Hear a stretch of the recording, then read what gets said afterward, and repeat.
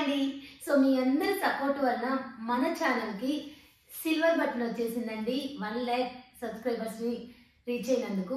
So ఇదంతా కూడా మీరు నాకు ఇచ్చిన సపోర్టేనండి. నేను ఎప్పటికీ మర్చిపోలేను.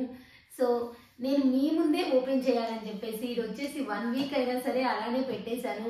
ఇంట్లో వర్క్స్ అలానే వీడియోస్ రికార్డ్ చేస్తూ కుదరకపోవడం వల్ల ఏముందో లోపల చూద్దామని కూడా మీ ముందే చూడాలి అనిపించింది నాకు. సరే ఇక ఓపెన్ చేసేద్దాం. ఒక సిజర్ తీసుకొచ్చాను, నైఫ్ తీసుకొచ్చాను. సరే ఏం అవసరం అవుతుందో తెలియక. ఓకే, చాలా చాలా హ్యాపీ అండి. ఇదంతా కూడా మీ వల్లనే సాధ్యమైంది. సో మన సిల్వర్ బటన్ వచ్చేసింది. సో మీరు నాకు ఇంతగా సపోర్ట్ చేసి నేను దీన్ని తీసుకోవడానికి కారణమైన మీ అందరికీ చాలా చాలా చాలా థ్యాంక్స్ అండి. సో నేను చెప్పాను కదా ఆల్రెడీ, ఈ సిల్వర్ బటన్ ఓపెన్ చేసిన తర్వాత నేను మీకు నా స్టోరీ చెప్తాను అని చెప్పేసి. సరే, దీంతో పాటు ఇంకేమి ఇచ్చారంటే అప్రిషియేషన్గా, సో మీ first subscriber, 100th subscriber, 1000th subscriber వీళ్ళందరూ గుర్తున్నారా, చిన్న నోట్ ఇచ్చారు. ఓకే, ఆ తర్వాత అప్రిషియేషన్గా మనకి గ్రీటింగ్ పంపించారు. సో ఇవి.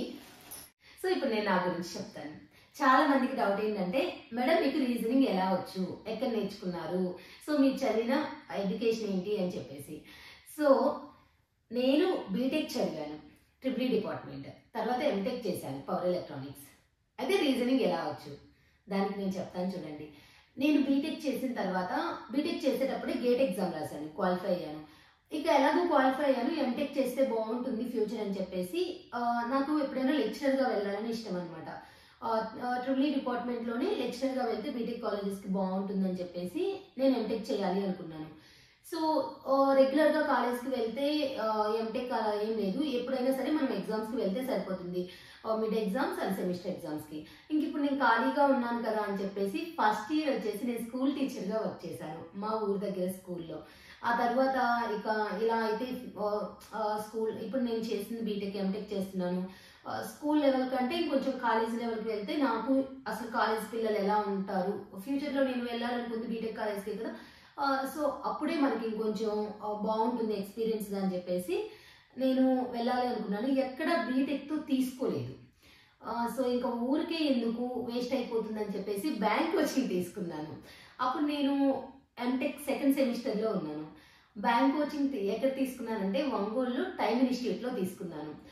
సో అక్కడ 3 months కంప్లీట్గా తీసుకున్నాను. నాకు రీజనింగ్, అర్థమెటిక్ సూపర్గా వచ్చేప్పుడు. ఇప్పుడైతే అర్థమెటిక్ ఐడియా ఉంది, బట్ అంత ఫాస్ట్గా చేయలేను, కానీ బాగా వచ్చేప్పుడు చాలా బాగా ప్రిపేర్ అయ్యాను. అయితే ఎంటెక్ చేస్తున్నాను కదా, ఎంటెక్ సెకండ్ సెమిస్టర్ ఎగ్జామ్స్ రావటం అలా మొత్తం మీద బ్రేక్ అయిపోయింది. సో ఇంక ఇలా కాదు, నేను కాన్సన్ట్రేషన్ చేయలేకపోతున్నాను. అట్ ద సేమ్ టైం ఇప్పుడు బ్యాంక్ ఎగ్జామ్కి ప్రిపేర్ అయ్యేటప్పుడు ఏంటంటే మంత్లీ మనం పేరెంట్స్ని అంతా అడగాలి. సో ఇలా కాకుండా పార్ట్ టైం జాబ్ చేస్తూ ప్రిపేర్ అవ్వడానికి వీలవుతుందా అని చెప్పేసి నేను నాకు తెలిసిన రీజనింగ్, అర్థమెటిక్కే మనము టీచ్ చేస్తే బాగుంటుంది కదా అని చెప్పేసి దానికి అప్లై చేస్తే హర్షి డిగ్రీ కాలేజ్లో నాకు లెక్చర్గా వచ్చేసింది అనమాట. సో అక్కడ వర్క్ చేసుకుంటూ ఎంటెక్ కంప్లీట్ చేశాను. ఆల్మోస్ట్ 1.5 year హర్షి డిగ్రీ కాలేజ్లో చేశాను. అప్పుడు నాకు బాగా ఎక్స్పీరియన్స్ అయిందనమాట. చెప్పి సేమ్ రిపీట్ చేస్తాను కదా ఆల్మోస్ట్ అన్ని క్లాసెస్కి. అట్ ద సేమ్ టైం నేను ఈవినింగ్ టైంలో కోచింగ్ సెంటర్స్లో కూడా చెప్పేదాన్ని, ఎలాగో ఊరికే ఉన్నాను కదా అని చెప్పేసి. సో అలా ఇక నేను బ్యాంక్ ఎగ్జామ్స్కి అప్లై చేయడం కూడా పక్కన పెట్టేశాను. అంటే నా మెయిన్ ఎయిమ్ బీటెక్ కాలేజ్లో మా ట్రిపుల్ ఈ డిపార్ట్మెంట్లో లెక్చరర్గా జాయిన్ అవుదామని చెప్పేసి. ఇక ఏమైంది, ఎంటెక్ కంప్లీట్ అయిపోతే మనం కొంచెం బీటెక్ కాలేజ్కి వెళ్ళి అడగడానికైనా ఛాన్స్ ఉంటుంది అనమాట. కంప్లీట్ అయ్యేంత వరకు వెయిట్ చేశాను. కంప్లీట్ అవ్వగానే మ్యారేజ్ అయింది. మ్యారేజ్ తర్వాత వెంటనే కిడ్స్. సో అగైన్ మళ్ళీ ఇలా యూఎస్ వచ్చాము. ఆ తర్వాత ఇక్కడేమో వర్క్ పర్మిట్ లేదు. ఇక ఏం చేయాలో అర్థం కాలేదు. సో నేను ఏం చేశానంటే, నాకు రీజనింగ్ వచ్చింది అలాగా, నేను టైమ్ ఇన్స్టిట్యూట్లో కోచింగ్ తీసుకున్నాను. ఇక నేను ఈ ఛానల్ ఎందుకు క్రియేట్ చేశాను, ఫస్ట్ నేనైతే మా పాపకు అప్పుడు 1 year కంప్లీట్ అయింది. ఇక నాకు అసలు ఇంట్లో ఉండి ఇలా కాదు, ఇదేనా లైఫ్ అని చెప్పేసి యూట్యూబ్ ఛానల్ క్రియేట్ చేశాను నేను. వ్లాగ్స్ ఛానల్, ఏవేవో వ్లాగ్స్ అయితే పోస్ట్ చేసేదాన్ని. ఆల్మోస్ట్ 1.5 year కష్టపడ్డాను. కిచెన్ ఛానల్ అని క్రియేట్ చేశాను, వ్లాగ్ ఛానల్ అని క్రియేట్ చేశాను. మీరు చూస్తే మీకు యూట్యూబ్లో ఉంటుంది మల్లీశ్వరి మ్యాప్స్ వ్లాగ్స్, నేమ్ కూడా గుర్తులేదు. అలానే maps kitchen, maps vlogs, Malleswari kitchen, ఏయో నేమ్స్ పెట్టి అన్ని క్రియేట్ చేశాను. వీడియోస్ చాలా అప్లోడ్ చేశాను, డైలీ అప్లోడ్. అసలు ఎంత కష్టపడ్డానో, చాలా హార్డ్ వర్క్ చేశాను, ఏమీ ఫలితం లేదు. ఇక సరే ఇదంతా కాదు, యూజ్ అయ్యేటట్టు చేస్తే కొంచెమైనా రీచ్ అవుతుందని చెప్పేసి రీజనింగ్ క్లాసెస్ నాకు బాగా వచ్చు కదా అని చెప్పేసి నేను ఆర్ఎస్ అగర్వాల్ బుక్ ఇక్కడికి తెప్పించేసుకున్నాను. ఇక్కడ అమెజాన్లో దొరుకుతుంది అనమాట. సో అది తెప్పించుకొని కొన్ని ప్రిపేర్ అవుతూ ఇన్స్టాగ్రామ్లో పోస్ట్ చేసేదాన్ని అనమాట. ఇలా కాదు, బోర్డు తీసుకుంటే నేను కొంచెం చెప్పడానికి అని చెప్పేసి ఒక బోర్డు తీసుకున్నాను. అసలు చాలా ఇన్వెస్ట్ చేశాను. అంటే ఫోన్ అని, అంటే కొంచెం మనకి క్లారిటీ అది బాగుండాలి కదా. ప్రాబ్లం ఇప్పుడు వ్లాగ్స్ అంటే అక్కడ మనకి కనిపించినా కనిపించకపోయినా ఏం పర్లేదు, కానీ సో ఇవి కొంచెం క్లారిటీగా ఉండాలి కదా నేర్చుకోవాలి అంటే స్టూడెంట్స్. సో అలా ట్రైప్యాడ్ అని, ఫోన్ అని, లైటింగ్ సిస్టమ్, బోర్డు, సో అలా చాలా తీసుకున్నాను. మొత్తం మీద అసలు నేను చేయగలనా లేదా కిడ్స్తో. అప్పుడు మా పాపకి 2 years, బాబుకి 5 years. అసలు ఏం చేయాలో అర్థం కాలేదు. ఒక వీడియో చేయగలిగేదాన్ని, దాన్ని ఎడిట్ చేయడానికి ఏమో టైం ఉండేది కాదు. ఎందుకంటే ఈ ప్రాబ్లమ్స్ అన్ని నా స్మార్ట్ బోర్డ్ కాదు. సో మనం ఒక ప్రాబ్లం చెప్పాక ఆ ప్రాబ్లమ్ అక్కడ అటాచ్ చేయాలి. ఆ ఎడిటింగ్ నేర్చుకున్నాను ఆల్మోస్ట్ ఒక 1 month యూట్యూబ్లో వీడియోస్ చూసి అది చూసి. సో మొత్తం మీద స్టాప్ చేయకూడదని చెప్పేసి యూట్యూబ్లో వీడియోస్ పోస్ట్ చేసేదాన్ని, ఇన్స్టాగ్రామ్లో కూడా పోస్ట్ చేశాను. ఇన్స్టాగ్రామ్ క్లిక్ అయింది, బాగా వెళ్ళింది ఒక వీడియో. అది ఆ వీడియో లింక్ కూడా నేను డిస్క్రిప్షన్లో షేర్ చేస్తాను. ఓకే, దాని మీద చాలా చాలా అంటే తమాషాగా కూడా కామెంట్స్ వచ్చాయి. అది మిర్రర్ ఇమేజ్ అనమాట. మనకి క్లాక్స్లో ఉంది మిర్రర్ ఇమేజ్ని ఫైండ్ అవుట్ చేయడం. బట్ ఆ వీడియో ఏంటంటే స్టూడెంట్స్కి వెళ్ళకుండా జనరల్గా వెళ్ళిపోయేసరికి వాళ్ళందరికీ అది చాలా జోక్లా అనిపించింది అనమాట. కానీ అదే నన్ను ఫేమస్ చేసింది. ఓకే, సో అలానే యూట్యూబ్లో కూడా ఒక షార్ట్ బాగా వెళ్ళేసరికి మనకి మంచిగా సబ్స్క్రైబర్స్ వచ్చారు. చాలా హ్యాపీగా అనిపించింది. కంటిన్యూ చేద్దామని, డైలీ వీడియోస్ పెడదామని అనుకుంటాను. కిడ్స్తో కుదరక, ఇంట్లో వర్క్స్, అలా మొత్తం మీద మధ్యలో బ్రేక్స్ వచ్చాయి.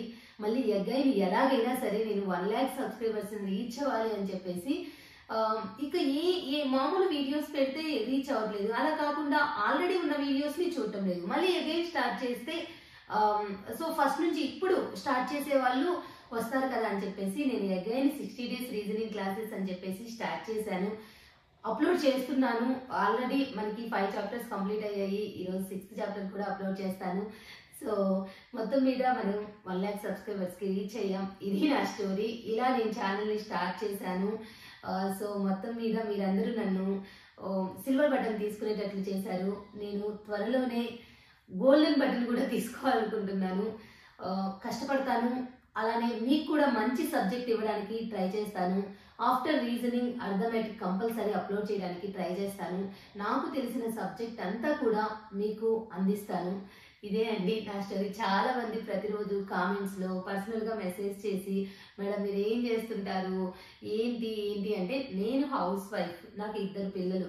సో వాళ్ళని చూసుకుంటూ, ఇంటిని చూసుకుంటూ ఖాళీ ఉన్న సమయంలో వీడియోస్ రికార్డ్ చేసి వాటిని ఎడిట్ చేసి ఇలా యూట్యూబ్ అండ్ ఇన్స్టాగ్రామ్లో పోస్ట్ చేస్తుంటాను. ఇంక ఇదే.